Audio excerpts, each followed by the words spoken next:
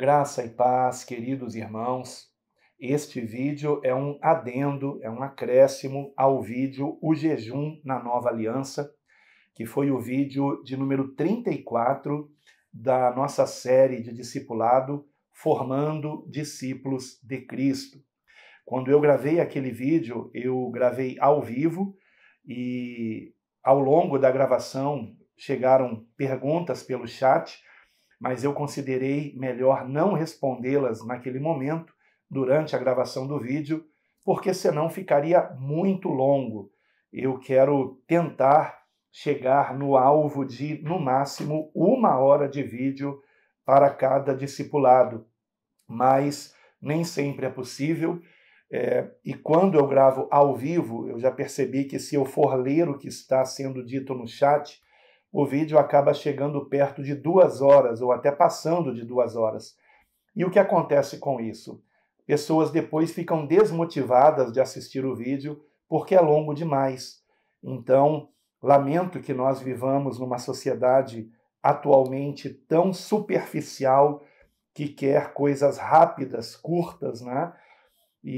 Mas, enfim, nós temos que nos adaptar a esta situação. Então, melhor é que eu trate de um assunto em 2 vídeos de, no máximo, 1 hora, do que completar esse assunto em um vídeo de 2 horas, né? Porque este vídeo não será muito acessado. Bom, dito isto, então, quero saudar a todos que estão acompanhando este vídeo, agradecer pela paciência daqueles que fizeram perguntas que somente agora estão sendo respondidas, mas eu não deixei nenhuma pergunta para trás. Então vou não somente responder perguntas aqui que chegaram pelo chat, mas também pelos comentários que foram depois escritos no vídeo intitulado O Jejum na Nova Aliança. Se você não assistiu este vídeo, recomendo que você assista depois que concluir este aqui, né? E vai aparecer no final deste vídeo um card para você clicar e conferir esse vídeo que foi gravado na nossa série Formando Discípulos de Cristo, que é o vídeo mais recente sobre a questão do jejum. Este vídeo não está sendo numerado porque, como eu expliquei, é um acréscimo àquele vídeo, tá? Então, é apenas por este motivo. O nosso irmão Silas, ele perguntou o seguinte: quem tem doença crônica e toma medicamento contínuo? Eu queria lhe perguntar isso porque eu tomo medicação forte e antes de beber o medicamento, eu tenho que comer algo. Com isso, o jejum ainda é válido? Meu querido irmão, o jejum, ele é uma disciplina onde nós estamos submetendo a nossa carne à vontade do Espírito. Então, nós dizemos não para uma necessidade básica do nosso corpo, que no caso é comer.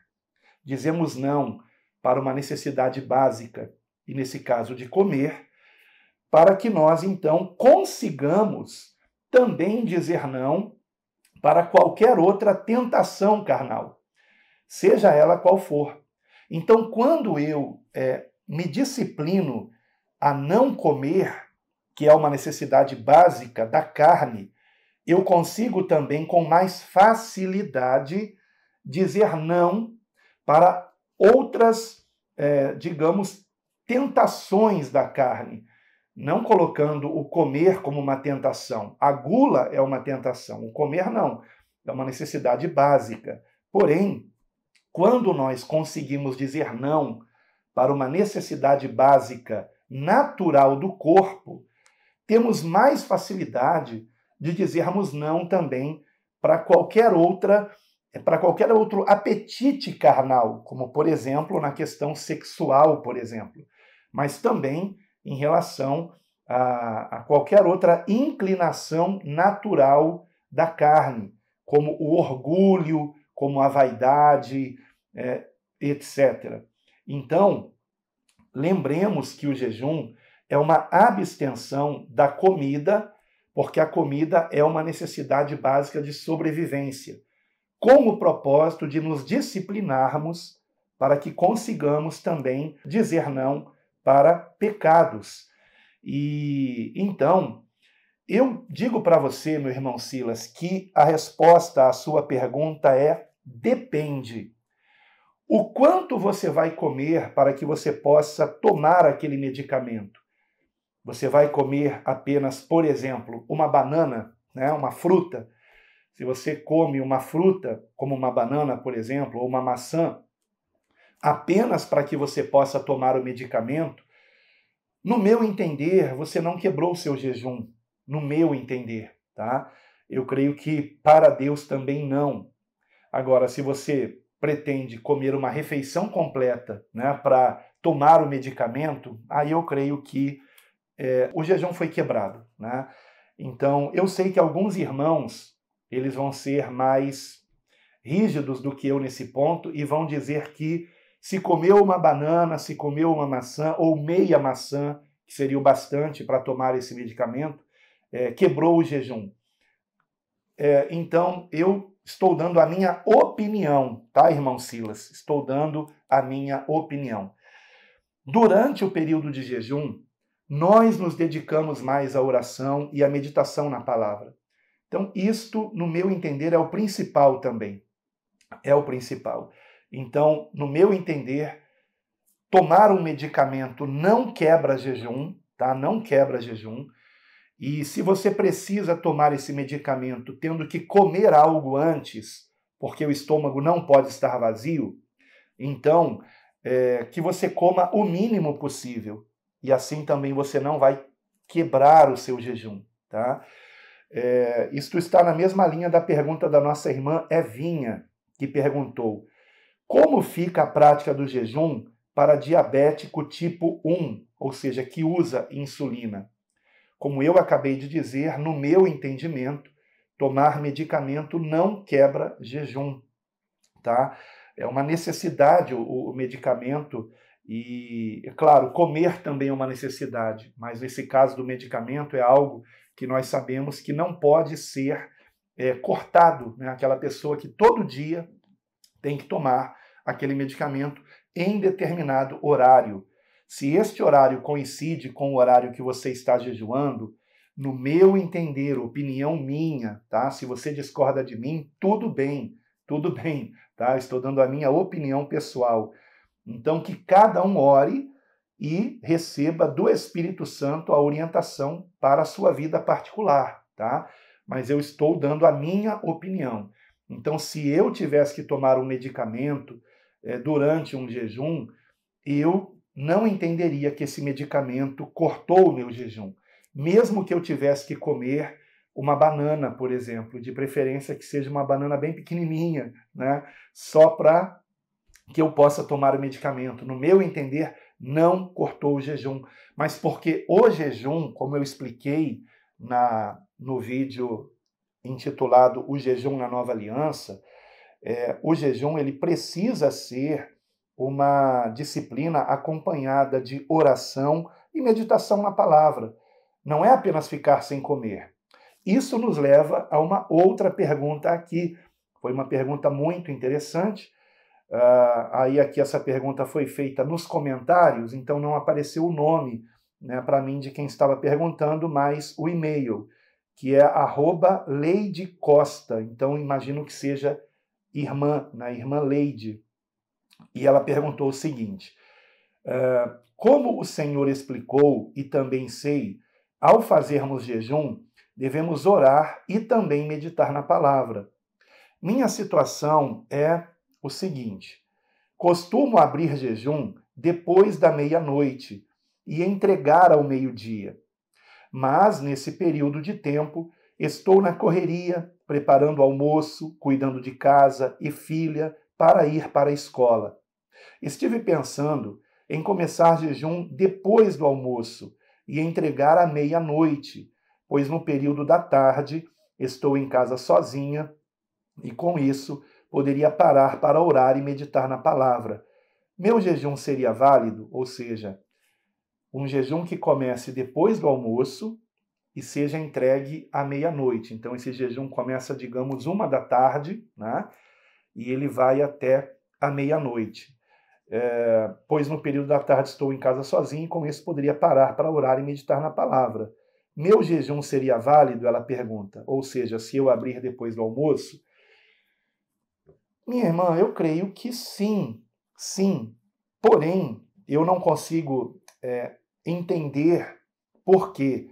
Mas depois que o nosso corpo ele já fez a digestão, né? E nós já começamos a sentir necessidade de comer alguma coisa, e ao invés disso nós decidimos nos alimentarmos da palavra e orarmos, eu não sei explicar por quê, mas o que eu sinto da prática, né, do jejum é que quando nós já estamos sem comer há algum tempo e ao invés de comer nós nos dedicamos à oração e à meditação na palavra, é como se eu amplificasse a minha oração, a minha meditação na palavra. Eu não sei explicar por quê. Tá? Então, eu não diria que não é válido, mas eu diria que bom ainda, melhor ainda seria se a irmã pudesse, durante a madrugada, tirar um tempo de oração também e só entregar esse jejum ao amanhecer do dia seguinte, se você vai começar de tarde, né? Ao invés de entregá-lo à meia-noite. Você poderia, por exemplo, então, começar o seu jejum depois de um lanche às 3 da tarde, às 4 da tarde, e entregar o seu jejum só no dia seguinte. E aí você, à noite, você se dedicar mais à meditação, à oração, a meditação que eu digo na palavra, a oração, mas não estou dizendo que não é válido você concluir o seu jejum à meia-noite, tá? Mas então que aquelas suas últimas horas da noite sejam as horas mais dedicadas à oração e à meditação na palavra. Porque, como eu disse agora há pouco, se nós acabamos de comer e já dizemos que estamos jejuando, e nos dedicamos à oração e à meditação na palavra, por experiência própria, não é a mesma coisa do que nos dedicarmos à oração e à palavra depois de já estarmos algumas horas sem comer e já começando a sentir a vontade de comer. Eu nem diria fome, porque algo interessante acontece pelo menos comigo.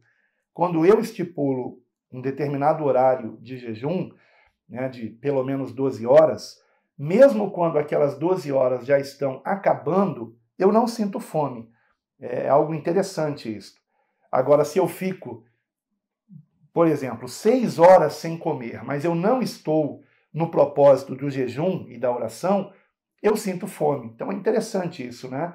Quando nós não estamos jejuando, sentimos fome com mais rapidez. Mas quando estamos no propósito do jejum, nós então, durante aquele período, dificilmente sentimos fome. Mas, claro, sentimos vontade de comer, é diferente, né? Então, quando eu estou jejuando, eu sinto vontade de comer, mas eu não como porque eu estou naquele propósito. Mas, talvez por misericórdia de Deus, eu não sinta fome.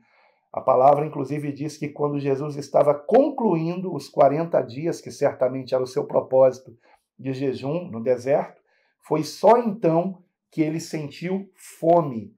Interessante que a palavra não diz que ele sentiu sede. Alguns acreditam que o Senhor Jesus bebeu água durante aquele período, né? Lembrando que quando o texto diz deserto, não significa no sentido de que não havia um rio próximo, né? Poderia haver um rio próximo ali de onde ele estava. Ele estava num local deserto, tá? Então poderia haver, por exemplo, o Rio Jordão, né? E o Senhor poderia beber água. Ele bebeu água? O texto não diz. O texto diz que ele não comeu. O texto não diz que ele não bebeu, né? Ele estava jejuando. E jejuar, como eu já disse no vídeo anterior, é não comer, tá? Pode ser um jejum também de água? Pode também ser um jejum de água. Pode o Senhor Jesus ter feito um jejum de comida e água? Pode. Ele pode não ter comido nem bebido nada durante os 40 dias. Mas o fato é que o texto bíblico diz que ele sentiu fome, não diz que ele sentiu sede. Tá? Então, alguns conjecturam que o Senhor estava fazendo um jejum apenas de comida. Até porque para nos dar o exemplo, né, de não sermos tão, digamos, radicais no sentido de, ou extremistas, né, no sentido de fazermos um jejum de água também. Isto me leva à próxima pergunta, que não é nenhuma pergunta, né, é um comentário da nossa irmã Miriam, que disse: eu jejuo, mas tenho tomado água. Sem água, passo mal. Pois é, por isso que eu recomendo que o jejum ele seja apenas de comida. E claro, de comida, mas permitido apenas beber água, não mais do que água. Ou seja, não é para tomar café, ou para tomar leite, ou para tomar qualquer outra coisa, um suco. Não. Um jejum em que nós não comemos, mas apenas bebemos água durante o jejum. Então, eu espero aí, nessa parte da questão de saúde, né, eu já ter dado alguma ajuda nesse sentido. Mas lembrando, estou aqui dando as minhas opiniões a respeito destas perguntas.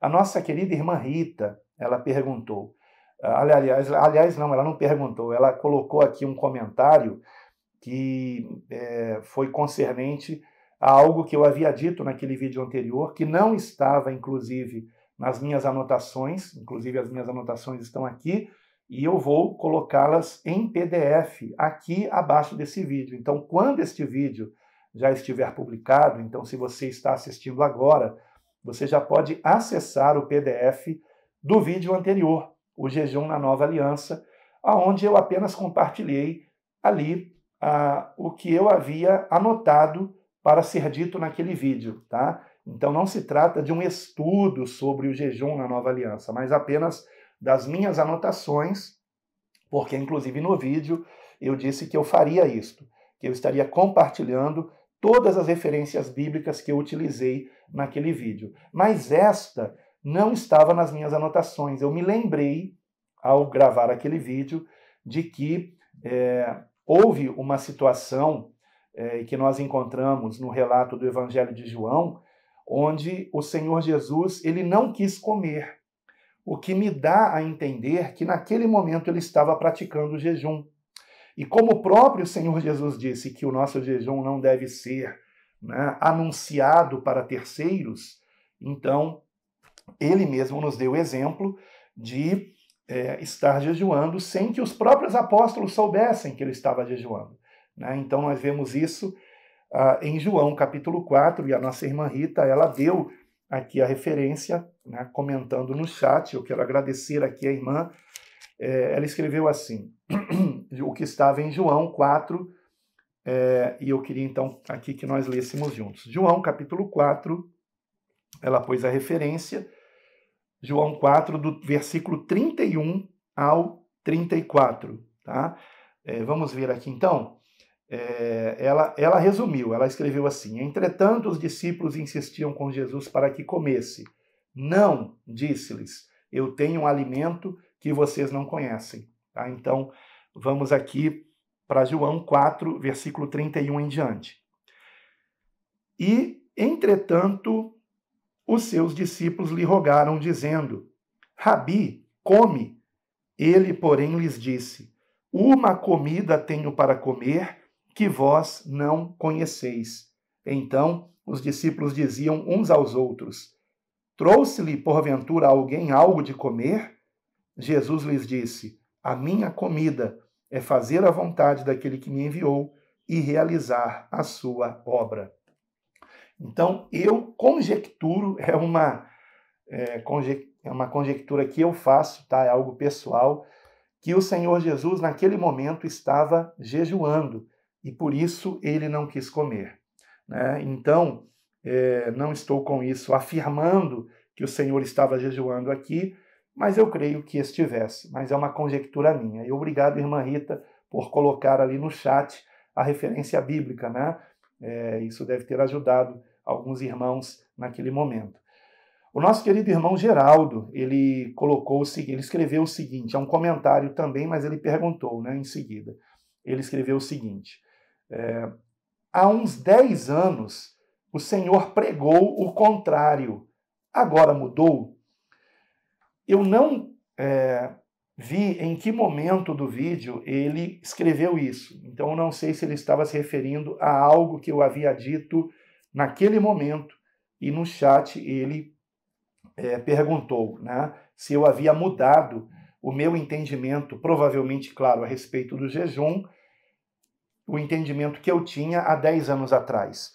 E o que acontece é que há 10 anos eu ainda não tinha percebido que nós não podemos analisar o jejum na nova aliança com o propósito que o jejum tinha na velha aliança. E quando eu fiz essa análise, pegando todas as referências bíblicas do jejum no Novo Testamento, especialmente, né, após a ressurreição de Cristo, quando eu peguei as referências bíblicas sobre jejum no Novo Testamento, e que não são muitas, inclusive, o que eu percebi é que o propósito do jejum no Novo Testamento não é para convencer Deus a nos favorecer em algo, mas o propósito é de nós nos submetermos à sua vontade.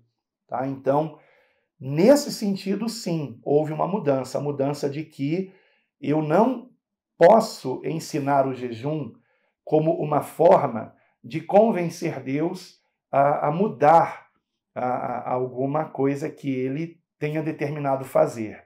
Embora, se o nosso jejum é para que nós venhamos nos arrependermos de nossos pecados, nos convertermos ao Senhor, nós sabemos que se o Senhor, por exemplo, ele está agindo ou permitindo uma situação, tá? Uma situação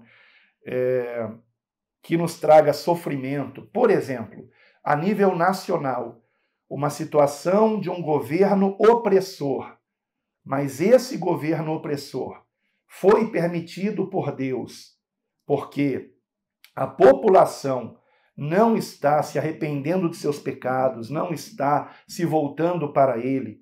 Então o Senhor está permitindo esse governo opressor, como forma da população buscar a Deus. Tá? Então eu entendo que se a população, ou parte da população, começa a buscar a Deus e até jejua para que o Senhor se compadeça e mude aquele governo, por exemplo, então eu creio que nesse sentido, sim, o Senhor ele vai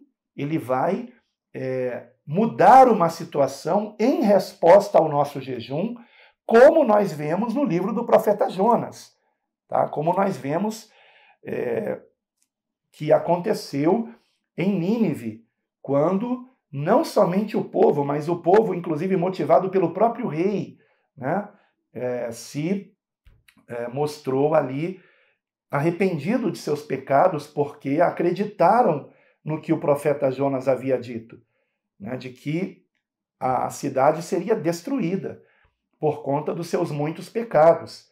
Então houve uma atitude de arrependimento por parte do próprio rei, por parte da população, e com isso, então, não veio o juízo sobre Nínive, pelo menos não naquele momento, né? Porque houve arrependimento.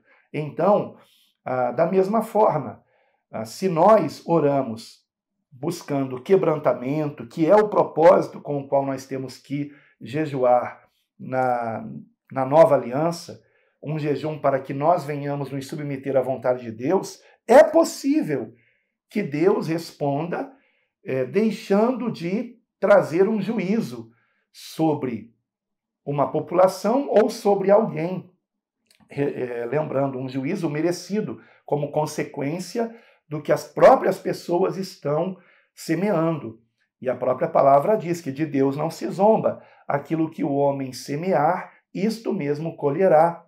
Então, eu queria só explicar isso porque, recentemente, eu fiz um propósito, eu conclamei, inclusive, irmãos, está aqui no canal, a Deus Toda a Glória, um propósito de arrependimento e conversão, de oração com jejum, né? E justamente para que a nossa nação ela viesse a ter a misericórdia do Senhor, que o Senhor nos livre né, de situações como uma guerra civil, de situações como um governo opressor, que nos impeça, inclusive, de pregar o Evangelho. Então, não há nenhum problema em jejuarmos por um quebrantamento, reconhecendo que houve, da parte da população, ou que tem havido, né, um distanciamento em relação a Deus. Mesmo entre aqueles que se dizem cristãos, há pessoas que estão buscando a Deus por interesse e não querem se arrepender de seus pecados, e não querem andar em novidade de vida, não querem ser pessoas transformadas. Então, é nesse sentido que o jejum ele pode sim ter esta consequência. Então, respondendo à pergunta do irmão Geraldo, há uns 10 anos o Senhor pregou o contrário. O que será que eu preguei o contrário? Eu fiquei intrigado com esse comentário dele, porque eu não lembro de ter pregado que o jejum é para fazer com que Deus faça o que nós queremos. Mas eu posso ter dado a entender isso, talvez por eu não ter enfatizado que o jejum é para consagração, é para nos consagrarmos. E hoje eu tenho esse entendimento baseado nos textos do Novo Testamento concernentes ao jejum. Então é para que sejamos mais cheios do Espírito Santo e venhamos nos submeter à sua vontade. E aí isso nos leva a um outro comentário, ao comentário da nossa querida irmã Lúcia Helena, que disse assim: quando Daniel orou e jejuou, foi para nossos tempos a oração e o jejum feito por ele? Bom, nós encontramos no livro do profeta Daniel, então vamos a esse livro agora, se você puder, abra sua Bíblia e veja comigo. Logo no capítulo 1, nós encontramos Daniel se abstendo de comer das iguarias do rei. Isto foi um jejum? Não. Em Daniel capítulo 1, não se tratou de um jejum. Daniel não deixou de comer, ele continuou comendo, mas ele não queria comer das iguarias do rei. Por quê? Em primeiro lugar, certamente aquelas iguarias do rei, aquelas comidas, né, especiais do rei, elas não estavam de acordo com as instruções da lei, especificamente que nós encontramos em Levíticos, capítulo 17, a partir do versículo 10. Então, muito provavelmente, Daniel não queria comer das iguarias do rei porque não estavam de acordo com a lei. E também, provavelmente, eu não posso dizer certamente, mas muito provavelmente, as iguarias do rei eram oferecidas a ídolos. Provavelmente. Então, por isso, Daniel também não queria comer daquelas iguarias. Então, não foi um jejum, tá? Foi apenas ele não comer daquilo que todos estavam comendo, então ele preferia comer legumes, né, do que ficar comendo aquelas iguarias que estavam sendo oferecidas a ídolos e que também não estavam sendo preparadas de acordo com a lei. Então, nesse caso, não foi um jejum. Porém, nós encontramos no capítulo 9, Daniel, sim, jejuando. Daniel, capítulo 9, veja comigo o versículo 3, que diz: E eu dirigi o meu rosto ao Senhor Deus para o buscar com oração e súplicas, com jejum e saco e cinza, e orei ao Senhor meu Deus, e confessei e disse. Então você perceba que especificamente está sendo mencionado o jejum aqui. E a oração de Daniel também é totalmente revelada aqui, do versículo 4 até o versículo 19. Aliás, é maravilhoso nós meditarmos na oração que Daniel fez enquanto ele jejuava. Percebam que Daniel estava confessando não apenas seus pecados, ele estava confessando os pecados da nação. Ele estava ali clamando pela misericórdia do Senhor. Então Daniel estava buscando o favor do Senhor com aquele jejum? Sim, sim. Mas, quando nós jejuamos, mesmo não buscando o favor do Senhor, o Senhor pode corresponder à nossa humilhação diante dele, ao fato de nós nos humilharmos diante do Senhor, porque o jejum é um ato de humildade diante de Deus, é um ato de nós desejarmos mais a Deus do que as coisas desse mundo, e claro que isso é agradável ao Senhor. Então, o Senhor pode corresponder ao jejum e ser favorável, não somente a nós, mas até a nossa própria nação, por misericórdia, vendo a nossa atitude. O coração de Deus é lindo, irmãos, é maravilhoso, é misericordioso. Deus quer o nosso bem, não o nosso mal. E Ele se compadece de nós na medida em que nós, com sinceridade, e esta palavra é importantíssima no jejum, sinceridade, quando nós não buscamos a Deus por interesse, mas nós nos humilhamos diante dele reconhecendo nossos pecados, reconhecendo os pecados da nossa família, da nossa nação, e clamando pela sua misericórdia, clamando que venhamos nos converter de todo o coração, que Ele nos ajude a sermos verdadeiramente convertidos, como o próprio Jeremias orou ao Senhor, e está no final do livro de Lamentações: converte-nos a ti e seremos convertidos. Então, quando nós reconhecemos em oração, e principalmente jejuando, que não é pela nossa carne, não é pela nossa força que nós vamos conseguir resistir às tentações e andarmos realmente como Deus quer, mas é pelo poder do seu Santo Espírito atuando em nós. Quando nós reconhecemos isso, então é claro que isso é agradável a Deus. E é claro que o Senhor pode, então, em resposta a isso, também ser favorável às situações em nossas vidas. Então, nesse sentido, o jejum de Daniel é um jejum modelo para nós, onde nós temos também que nos humilharmos diante de Deus, confessando não só nossos pecados, mas pecados da nação, e clamando pela sua misericórdia, e lembrando que nós temos que dar lugar ao Espírito Santo. Então, pedindo para que sejamos cheios do Espírito Santo, a fim de andarmos em novidade de vida, dando muito bom fruto para a glória de Deus. Então, aqui a pergunta da nossa irmã, ela foi em relação a quando Daniel orou e jejuou, foi para nossos tempos a oração e o jejum feito por ele? Se a irmã está se referindo a este jejum aqui de Daniel 9, sim. A resposta é sim.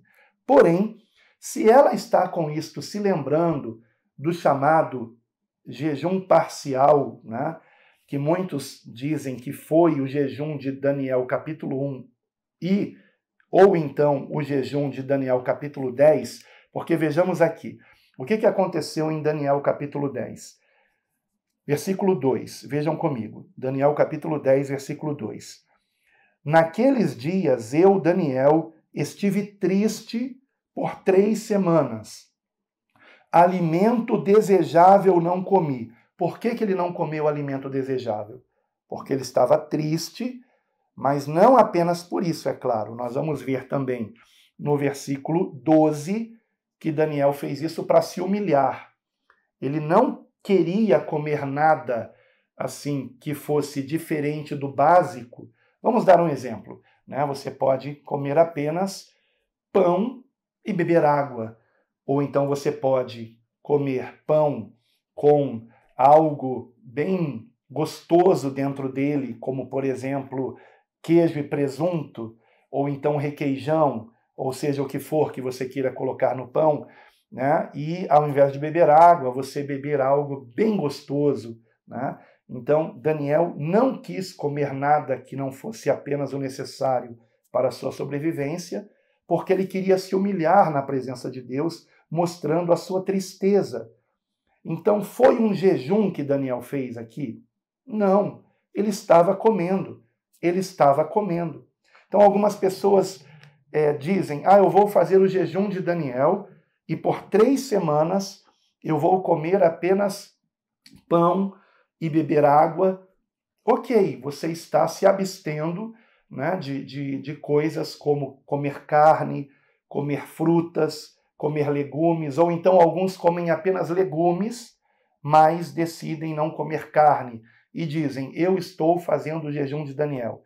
Tá, você pode chamar isso de jejum, mas não é um jejum de fato. O jejum é nós não comermos nada. Tá? Isso é jejum, é não comer nada. Vejam que o texto aqui não diz que Daniel estava jejuando. Ele estava deixando de comer coisas agradáveis para mostrar a sua tristeza, para se humilhar diante de Deus. Ele nem sentia provavelmente vontade de comer nada agradável, porque ele estava triste. Compreendem, irmãos? É como, por exemplo, quando alguém, vou dar um exemplo aqui até que vocês podem achar engraçado, como quando alguém está apaixonado e essa pessoa emagrece. Por que ela emagreceu? Porque é um amor não correspondido, e ela está apaixonada, e o amor não é correspondido, e ela nem sente vontade de comer. Você compreende? É mais ou menos isso aqui, é uma comparação tosca que eu estou fazendo em relação a Daniel, mas é mais ou menos isso. Por tanto amar a Deus, Daniel estava triste, porque sabia que Deus estava triste com o seu povo. Então, nesse sentido aqui, tá? Então, isso é válido? É válido nós fazermos isso? Por que não seria? Então, eu não sei se a pergunta da nossa querida irmã Lúcia Helena é em relação a esse jejum aqui parcial. Talvez seja. Talvez seja. E é válido? É válido, mas entendamos que não é um jejum. Tá? É uma atitude de humilhação diante de Deus que, claro, o Senhor pode contemplar. Ele pode contemplar. Agora, eu entendo que fazer isto é necessário ser concernente a uma situação em que nós estejamos tristes com alguma situação e queiramos demonstrar isso a Deus desta maneira. Agora, qual foi o resultado disso? O versículo 12 diz, não temas, Daniel, porque desde o primeiro dia em que aplicaste o teu coração a compreender e a humilhar-te perante o teu Deus, são ouvidas as tuas palavras, e eu vim por causa das tuas palavras. Então vejam que esse ato de Daniel foi contemplado por Deus, e Deus lhe respondeu. Então, isso nos leva também aqui agora, essa questão do jejum, né, como eu disse, ser também para nós, nós sermos cheios do Espírito Santo, né? Isso nos leva às duas últimas questões aqui que eu trato neste vídeo. A pergunta do nosso irmão Franco, que disse, em Mateus, capítulo 17, versículo 17 a 21, então se você puder, já vá abrindo a sua Bíblia em Mateus 17, Jesus fala que o jejum é para expulsar demônios ou para aumentar a fé. Vamos lá. Mateus capítulo 17, versículos de 17 a 21. Vejamos aqui. E Jesus respondendo disse, ó geração incrédula e perversa, até quando estarei eu convosco e até quando vos sofrerei? Trazei-mo aqui. E repreendeu Jesus o demônio que saiu dele, e desde aquela hora o menino sarou. Então, os discípulos, aproximando-se de Jesus em particular, disseram, por que não podemos nós expulsá-lo? E Jesus lhes disse, por causa da vossa incredulidade, porque em verdade vos digo que, se tiverdes fé como um grão de mostarda, direis a este monte, passa daqui para acolá, e há de passar, e nada vos será impossível. Mas esta casta não se expulsa senão por oração e jejum. Bem, eu já mencionei no vídeo anterior que o versículo 21, ele não se encontra no chamado texto crítico, né? E expliquei isso no vídeo anterior. Então, para alguém entender o que eu estou falando, e para que eu não precise repetir aqui, por favor, assista o vídeo anterior, né, a esse respeito, que foi o vídeo O Jejum na Nova Aliança. Agora, em relação à pergunta do nosso irmão Franco, em Mateus 17, Jesus fala que o jejum é para expulsar demônios ou para aumentar a fé? e já agradece aqui, obrigado por tudo. Eu que agradeço, Franco, e peço desculpas pela demora em responder a sua pergunta. Você perguntou especificamente se o jejum é para expulsar demônios ou para aumentar a fé. No meu entender, embora o Senhor esteja dizendo que esta casta de demônios ela não pode ser expulsa senão por oração e jejum, nós precisamos lembrar que no versículo anterior o Senhor estava dizendo que se nós tivermos fé como um grão de mostardas, então nada será impossível, inclusive expulsar aquele demônio. Portanto, o jejum, ele não é para aumentar a fé, mas aquele que tem fé, ele vai não somente orar mais, como ele vai também praticar o jejum. Então, o modo como eu entendo isso é que a fé nos leva a jejuar, e não o contrário. Mas, quanto mais eu jejuo porque eu tenho fé, mais a minha fé é amplificada, como eu já dei a entender aqui, né, comentando que quando eu oro em jejum, quando eu medito na palavra em jejum, dentro desse propósito, eu me sinto mais fortalecido. Eu me sinto mais em sintonia com Deus, digamos assim. É algo difícil de explicar, tá? Mas não é que o jejum aumente a fé. Mas aquele que tem fé, jejua.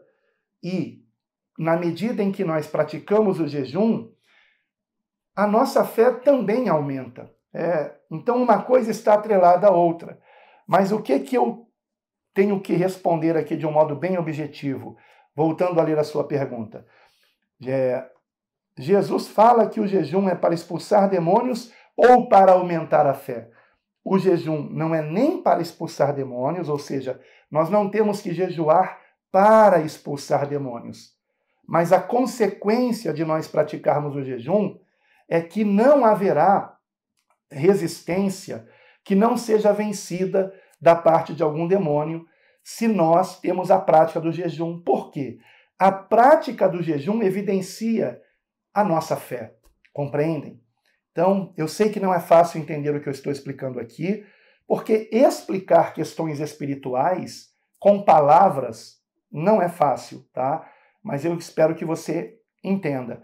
Então, a resposta é: o jejum não é para expulsar demônios, o jejum é para que sejamos mais cheios do Espírito Santo. E sendo mais cheios do Espírito Santo, consequentemente, não haverá resistência da parte de demônio algum, quando nós ordenarmos em nome de Jesus que esse demônio saia. Então não é o jejum que faz o demônio sair, é a nossa fé em Cristo Jesus e a ação de, em nome de Jesus, expulsarmos esse demônio, tendo completa certeza que ele sairá, porque maior é o que está em nós do que o que está no mundo. Amém? Então, da mesma forma que a fé nos leva a orar, a fé também nos leva a jejuar. Por que eu digo a fé nos leva a orar? Porque, por exemplo, em Lucas capítulo 18, versículo 8, veja comigo. Lucas capítulo 18, versículo 8, o Senhor Jesus diz algo muito revelador. E ele diz isso entre duas parábolas concernentes à oração. Parábolas em que ele estava tratando da oração. A primeira delas é a parábola do juiz iníquo, também chamada de parábola da viúva persistente, que está em Lucas capítulo 18, do versículo 1 ao 7, essa parábola importantíssima. E logo em seguida, no versículo 9, ele começa outra parábola, a conhecida parábola do fariseu e publicano. Duas parábolas concernentes à oração. E entre essas duas parábolas concernentes à oração, no versículo 8 de Lucas capítulo 18, no versículo 8, o Senhor Jesus ele faz uma pergunta retórica. Ele diz o seguinte: digo-vos que depressa lhes fará justiça. Quando, porém, vier o Filho do Homem, achará fé na terra? Veja que interessante. O Senhor estava falando de oração. E, no entanto, aqui ele fala de fé. Por quê? Porque ele está com isto revelando que aqueles que têm fé nele praticam a oração. E a prática do jejum, não por acaso, ela é mencionada logo após o Senhor nos ensinar sobre oração em Mateus capítulo 6. Veja comigo Mateus capítulo 6, por favor. Isso é algo, inclusive, que era para eu ter dito no vídeo anterior, acabei me esquecendo. Não estava nas minhas anotações, mas eu digo aqui agora. E talvez eu coloque no PDF, né, que eu vou colocar aqui nesse vídeo quando for publicado. Esse mesmo PDF vai estar também no vídeo anterior. Em Mateus capítulo 6, o Senhor nos ensina que quando doarmos alguma coisa, quando fizermos caridade, quando ajudarmos alguém, não é para trocarmos trombeta, não é, ou seja, para ficarmos nos gabando de termos feito isso, contando para outras pessoas. Então, ele ilustra isto na máxima que está no versículo 3. Tu, quando deres esmola, e essa palavra traduzida como esmola é qualquer doação. Então, quando você doar algo para alguém, quando você fizer o bem a alguém, não saiba a tua mão esquerda o que faz a tua direita. Então, com isso, ele quer dizer o seguinte: se o que eu dei com a minha mão direita, a esquerda não pode saber, né, quanto mais outras pessoas. Né? Então, eu tenho que fazer o bem e esquecer o bem que eu fiz. Tá? É simples assim. E em relação às minhas orações, eu não posso orar com a motivação de ser visto pelos homens. Agora, pode ser que alguém me veja orando? Pode acontecer. Pode ser que alguém me veja fazendo bem a alguém? Pode ser. Mas a minha motivação não foi ser visto. Não foi me mostrar. Então, quando a motivação é correta, o Senhor se agrada disso. E a motivação é a glória de Deus e não a nossa glória. E logo depois de ensinar sobre oração, e o ensino de oração vai do versículo 5 até o versículo 15 de Mateus capítulo 6, em seguida o Senhor nos ensina sobre o jejum e diz: e quando jejuardes. Então veja que interessante. Esse quando, ele é mencionado em relação à oração também, versículo 5, e quando orares, e é mencionado também em relação a ajudarmos o nosso semelhante. Ele diz no versículo 2, e quando, pois, deres esmola. Então, o Senhor espera que nós venhamos ajudar o nosso semelhante, que nós venhamos ter uma vida de oração e que nós venhamos também praticar o jejum. Tá? Só que nada disso para sermos vistos pelos homens. Não para sermos vistos. Mas se alguém souber que você está jejuando, seu jejum não acabou por causa disso. Não foi você que divulgou o jejum. Agora, como eu expliquei no vídeo anterior, dentro de casa, a gente não tem como esconder que está jejuando. Nós temos que contar para a esposa, contar para os filhos, a esposa contar para o marido, né? Mas não fazemos isto para aparecer. Se você faz isso para aparecer, seu jejum não está sendo recebido por Deus. Tá? Então, cuidado com isso. Eu já alertei sobre isso no vídeo anterior. Tá? Então, não por acaso, aqui nós encontramos 3 práticas cristãs, que é o amor ao próximo, a oração e o jejum, sendo ensinadas pelo Senhor a serem praticadas do modo correto, apenas para a glória de Deus. E por isso é que aqui mesmo, no capítulo 5, versículo 16, o Senhor disse: assim resplandeça a vossa luz diante dos homens, para que vejam as vossas boas obras e glorifiquem a vosso Pai que está nos céus.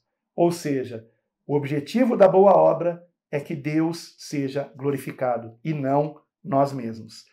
E, finalmente, eu concluo com o interessantíssimo comentário de alguém que não me apareceu o nome, porque foi nos comentários do vídeo, e aparece aqui para mim apenas o e-mail, né? Osias Queiroz. Então, creio que o nome do irmão é Osias. Eu digo creio porque às vezes alguém usa o link de outra pessoa da família, né? Comenta ali, mas deve ser Osias, o nome do irmão, e ele diz o seguinte: depois de ressuscitado em Marcos 16, Jesus disse: em meu nome expulsarão os demônios. Antes de ressuscitar, ele mencionou: esta casta de demônios só sai com jejum e oração. Veja que ele retirou o jejum. O nome Jesus Cristo, no mundo espiritual, é como uma bomba atômica nas mãos da igreja. Interessante comentário, né, do nosso irmão. O que ele quis dizer é o seguinte, que indo lá para... Nós estávamos aqui em Mateus 17, agora há pouco, e o Senhor Jesus disse em Mateus 17, esta casta não se expulsa senão por oração e jejum. E lá em Marcos capítulo 16, o Senhor Jesus, ele declara, em meu nome expulsarão demônios, mas ele não diz expulsarão demônios se jejuarem, tá? Então é muito pertinente o comentário do nosso irmão Osias, porém, irmão Osias, com isto, nós não devemos entender que não tenhamos que praticar o jejum. O jejum é uma prática que os apóstolos nos deram exemplo, eles jejuaram, então, como eu mencionei no nosso vídeo anterior, então, o próprio Paulo apóstolo, praticava o jejum, ele mesmo declarou isso escrevendo aos Coríntios. Então, eu creio que o fato de Jesus ter dito, em meu nome expulsarão os demônios, não significa que nós não tenhamos que também praticar o jejum, tá? Com isso, eu não quero também aqui enfraquecer a fé de alguém que não jejue, e que quando estiver diante de uma situação em que tenha que expulsar um demônio em nome de Jesus, deixe de expulsar porque não pratica o jejum. Por favor, não é isso que eu estou falando, tá? Então, eu só quero aqui esclarecer que o fato do Senhor Jesus não ter dito para jejuarmos em Marcos 16, 17, não significa que não tenhamos que praticar o jejum. O jejum é uma disciplina muito proveitosa quando feita do modo correto, não para sermos vistos pelos homens, não para obtermos de Deus algum favor, a não ser sermos cheios do Espírito Santo, a fim de que consigamos nos abstermos de qualquer pecado, especialmente aqueles que tenhamos mais dificuldade de abandonar, lembrando que pecado não é apenas fornicação, não é apenas desejo sexual impuro, não é apenas coisas no sentido de prática sexual errada, tá? Então, o pecado, às vezes, é muito sutil, é um pecado que ninguém sabe que você tem, o pecado da inveja, por exemplo, né? O pecado do orgulho, o pecado do egoísmo, né? Isso tudo é pecado também. Da intriga, de ficar falando mal, da maledicência, de falar mal de alguém por trás. Então, se Deus está lhe mostrando algum pecado secreto e você não consegue abandoná-lo, mesmo orando, jejue. Jejue no propósito de você conseguir abandonar algum pecado que você não consegue. Eventualmente, algumas pessoas entram em contato comigo para falar que não conseguem deixar a prática de um certo pecado. Eu não gosto de mencionar o nome desse pecado, que é um nome que eu acho é um nome tão feio que eu prefiro não mencionar. E ele, infelizmente, ele tem acometido muitas pessoas, feito com que muitas pessoas fiquem viciadas em pornografia. E eu digo para você, meu querido irmão, minha querida irmã, se você está preso na pornografia, jejue para que você consiga deixar isso. Mas jejue com muita seriedade, do modo correto. Eu sugiro pelo menos 12 horas por dia de jejum, e jejuando e chorando e dizendo, Senhor, liberta-me. E Ele vai libertar você. Não existe método humano que faça você se libertar do vício da pornografia. Inclusive, especialistas dizem que o vício da pornografia ele é mais terrível, ele é um vício mais difícil de se deixar do que o vício da cocaína. Então veja o quanto esse vício é prejudicial.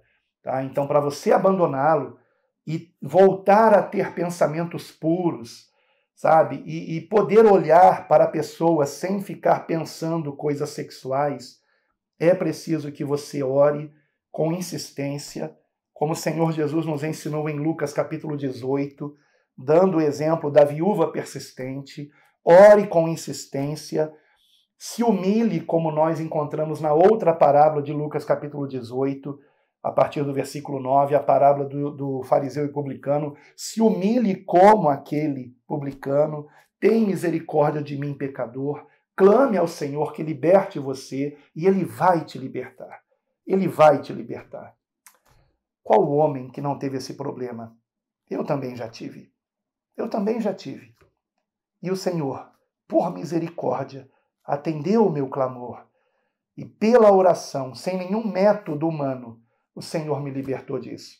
E eu sei que Ele vai libertar aquele que a Ele se render de todo o coração, se humilhando e orando, e buscando nele a transformação que Deus espera que tenhamos, que o Senhor espera que tenhamos.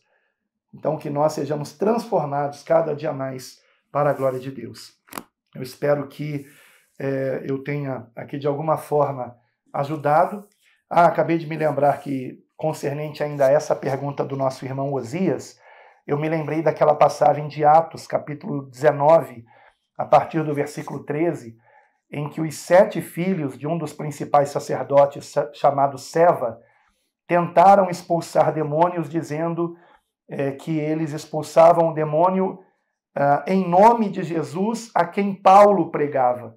Mas eles não eram convertidos a Jesus e queriam usar o nome de Jesus como uma fórmula mágica para expulsar aquele demônio. E o demônio não saiu e ainda os humilhou, batendo neles, rasgando a roupa deles, de modo que eles fugiram correndo, né, e foram humilhados por conta de terem tentado expulsar um demônio usando o nome de Jesus, mas sem ter se convertido a Jesus, sem ter intimidade com Jesus. Então, Jesus não é um nome, uma fórmula mágica. Nem Jesus, nem o nome Jesus, nem o nome Yeshua, nem o nome Yahusha, seja como você queira chamar o Cristo, mas é o nosso relacionamento com o Cristo vivo que faz com que nós tenhamos poder para usarmos o nome Jesus para expulsarmos demônios. Eu digo Jesus porque estamos no Brasil. Uma pessoa nos Estados Unidos vai expulsar um demônio em nome de Jesus Christ. Uma pessoa que fala espanhol vai expulsar em nome de Jesus Cristo. E o demônio vai sair. Porque não é a pronúncia do nome. Jesus não é fórmula mágica. O nome Jesus não é fórmula mágica. Por isso que o Osias, aqui no comentário dele, disse: no mundo espiritual, o nome Jesus Cristo é como uma bomba atômica, mas ele fez muito bem em acrescentar, nas mãos da igreja. Então veja, os 7 filhos de Seva tentaram expulsar o demônio em nome de Jesus e não conseguiram. Por quê? Porque eles não faziam parte da igreja. Eles não eram membros do corpo de Cristo. Eles não haviam nascido de novo. Eles não tinham o Espírito Santo. Então, que você esteja se rendendo a Cristo de todo o coração, sendo cheio do Espírito Santo, e não tenha medo de demônios, não tenha medo do diabo, porque aquele que está em Cristo está acima de todo principado e potestade. Nós estamos juntos com Cristo, ligados a Cristo, que está à destra do Pai, muito acima de todo principado e potestade e de qualquer nome que se nomeia. Então, em Cristo Jesus, nós estamos acima de qualquer espírito maligno. Agora, não jejue para expulsar demônios. Jejue para ser cheio do Espírito Santo, e a consequência disso é que não somente demônios serão expulsos em nome de Jesus, mas você também conseguirá abandonar pecados que tem tido dificuldade de deixar. Amém? Que Deus muito te abençoe e que você procure ser sempre, queira ser sempre, cada dia mais, uma bênção, dando muitos bons frutos para a glória de Deus. E sempre a Deus toda a glória. Amém.